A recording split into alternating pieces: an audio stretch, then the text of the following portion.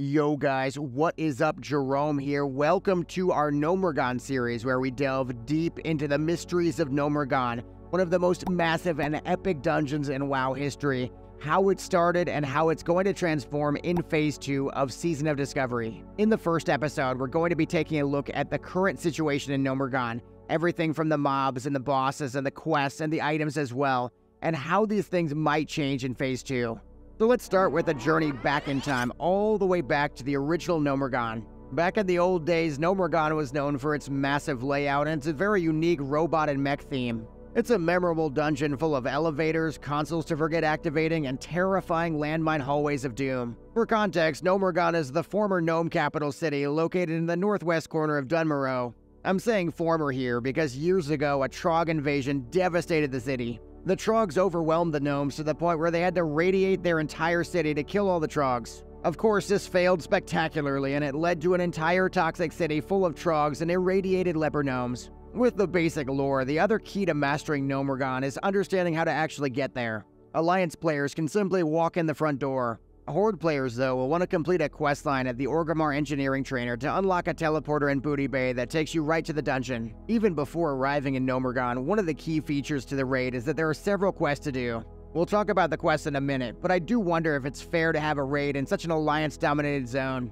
Do you really think it's fair for Alliance to be getting a free pass while Horde get farmed every time they go to the raid?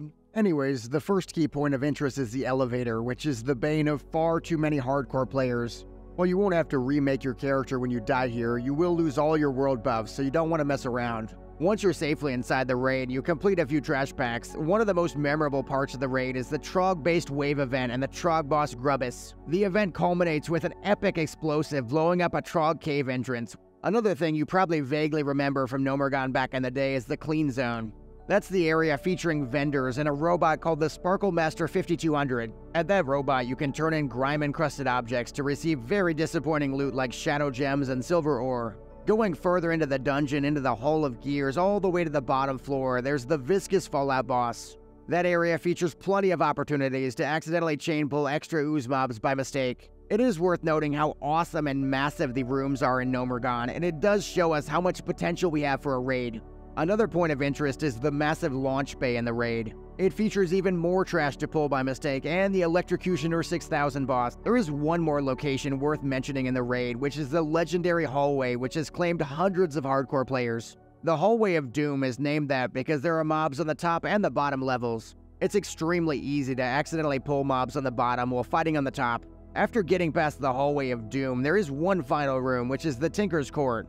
That, of course, features the legendary boss Mechgineer Thermoplug and his extremely advanced mechanics like having to press a button when a pillar lights up. So with the area out of the way, let's talk about the quests and their evolution in Phase 2.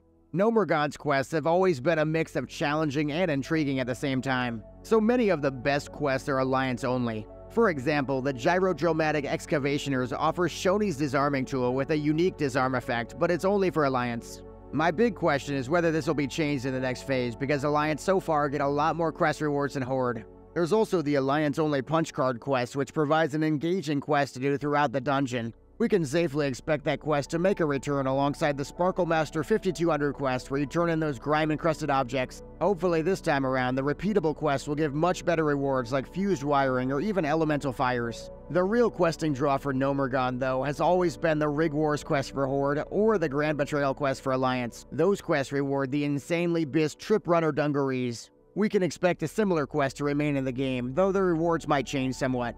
For example, maybe only one player can complete it per lockout if the reward gets upgraded. On top of quests, the loot from Gnomeregan has always been a big draw. Remember the manual Crowd Pummeler? It's getting a big upgrade in Phase 2, and here's why it matters. Originally, it was a 50% attack speed buff for 30 seconds with huge strength and agility too. It was bis for Feral Druids even at 60. Before it had a limit of 3 uses, but now it has unlimited uses on a 3-minute cooldown. There's also the Electromagnetic Gigaflux Reactivator. It's got huge AoE damage on a 30-minute CD, but it even gives you a 10-minute Thorns buff. People were even using this helmet at 60 in some situations. Having a free mini sapper is going to be biz for every class for Battlegrounds and for AoE farming. Not to be outdone though is the Thermoplug Central Core. This is an insanely strong shield that reflects damage back to the attacker. Of course, the stats are pretty bad now compared to the new shields, but just imagine an epic version in Phase 2. This very well could turn out to be the most broken shield in WoW history. Another weapon that might be really strong in Phase 2 is the Gizmotron Mega Chopper. This is a blue two-handed sword that's no longer Bis, but just imagine an epic version like how Deadly Strike of the Hydra got buffed. Of course, we also can't forget the Trip Runner Dungarees. It's not really the fairest comparison, but compare these to the leggings of the Fang and you're looking at nearly double the overall stats. Completely insane legs for parsing, and imagine if Blizzard tunes them to be even more OP.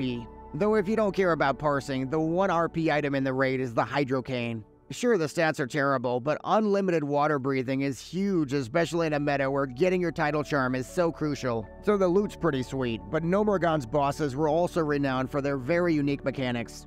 Let's compare some of the original classic bosses with what we might expect in the updated raid. So there are technically 6 bosses in Gnomeregan, though one of them is a rare called the Dark Iron Ambassador. Of the 6 bosses, 2 of them are humanoid, while 1 is elemental and 3 originally were mechanical. This does pose a very interesting choice for Blizzard because technically mechanical units are immune to things like bleed and fear. It's pretty likely they will no longer classify these units as mechanical so that rogues don't go completely crazy on the forums. Aside from that though, there are really 4 other key mechanics in Gnomeregan that stand out. The first standout mechanic in Gnomeregan is trash related. It's just how easy it is to ninja pull packs and even bosses. Viscous Fallout is probably the best example of this since he's just surrounded by ooze.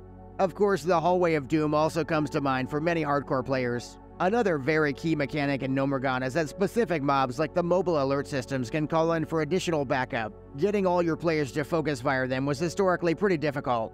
Another focus fire mechanic involves the Dark Iron Agents. They'll be placing landmines on the ground that deal 450 damage when they explode. I am very much looking forward to this mechanic coming back next phase, hopefully wiping entire raids.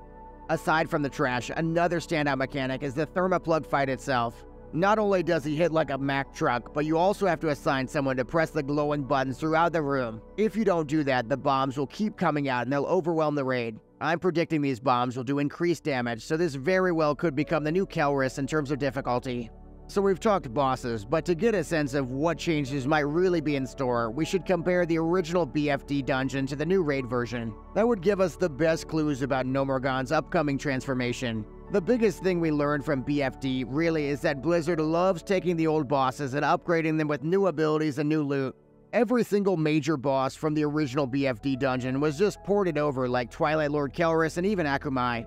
The thing is though, they got a bunch of additional abilities and loot in the process. For example, Gamurad jumped from 1 simple trample ability to 4 abilities that take our world buffs every single lockout. And Gelihust went from having a single ability in Classic to 6 in Season of Discovery. We could easily see simple tank and spank bosses like Viscous Fallout and Electrocutioner 6000 having way more challenging and unique mechanics added.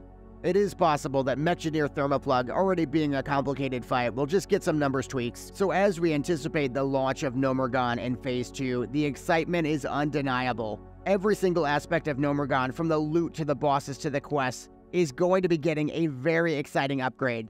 I'm curious what your thoughts on the changes are. Let me know in the comments what you think about the Gnomeregan changes. And don't forget to share the video, like the video, subscribe for more insights as we continue the series.